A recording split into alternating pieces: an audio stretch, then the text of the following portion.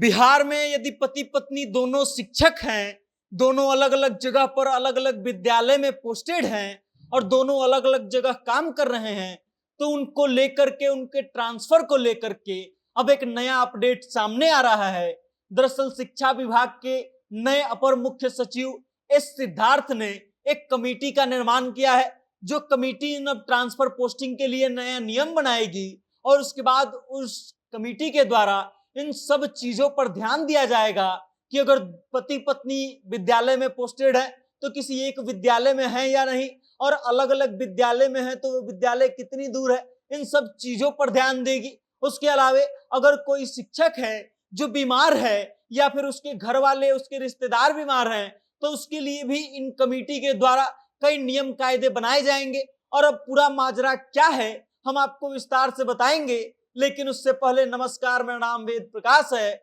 आप जनता जंक्शन देख रहे हैं और कैमरे के पीछे हैं विशाल। बिहार सरकार के नए अपर मुख्य सचिव एस सिद्धार्थ ने जब से ज्वाइन किया है, जब से के पाठक ने विभाग को छोड़ा है, तब से एस सिद्धार्थ के ऑफिस के बाहर जो है लगातार शिक्षकों की भीड़ इसलिए लग जाती थी क्योंकि शिक्षक उनके पास आवेदन लेकर आते थे। यह आवेदन कैसा होता था? तो दरअसल ट्रांसफर पोस्टिंग के लिए आए दिन जो है शिक्षकों का हुजूम एसीएस अपर मुख्य सचिव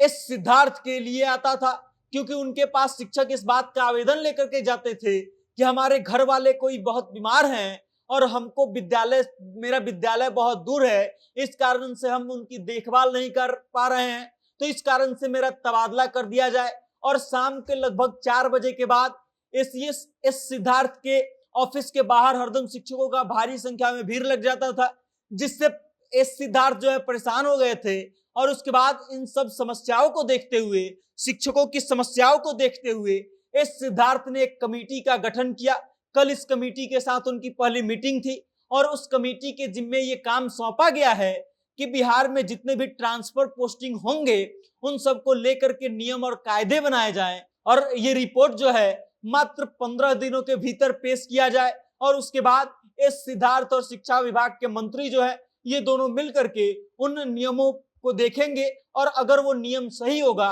तो उस नियम पर मुहर लगेगा और फिर शिक्षकों की ट्रांसफर पोस्टिंग जो है उस नियम के हिसाब से होने लगेगी। कमाल की बात यह है कि इस कमेटी को विशेष रूप से इन सब चीजों के बारे में कहा गया है कि जब आप नियम बनाएं तो इस बात का विशेष ध्यान रखें कि अगर पति पत्नी दोनों शिक्षक हैं, दोनों अलग अलग विद्यालय में हैं, अलग अलग जगह पर हैं, तो उन लोगों को एक विद्यालय में लाने का प्रयास करना है। और अगर ऐसा संभव नहीं है तो आसपास के किसी विद्यालय में उनकी पोस्टिंग करनी है, इसको लेकर के। उसके अलावा अगर कोई टीचर है जो दिव्यांग है तो उसको घर से बहुत ज्यादा दूर का पोस्टिंग नहीं दिया जाएगा। कोई अगर शिक्षक है जिसके घर वाले कोई बीमार है या फिर वो शिक्षक खुद बीमार है तो उसके लिए भी घर के आसपास की पोस्टिंग का व्यवस्था किया जाएगा। और इन तमाम चीजों पर जो है नियम बनाए जाएंगे, कायदे बनाए जाएंगे और फिर उन कायदों के आधार पर शिक्षा विभाग में अब पोस्टिंग मिलेगा और शिक्षकों की पोस्टिंग की जाएगी।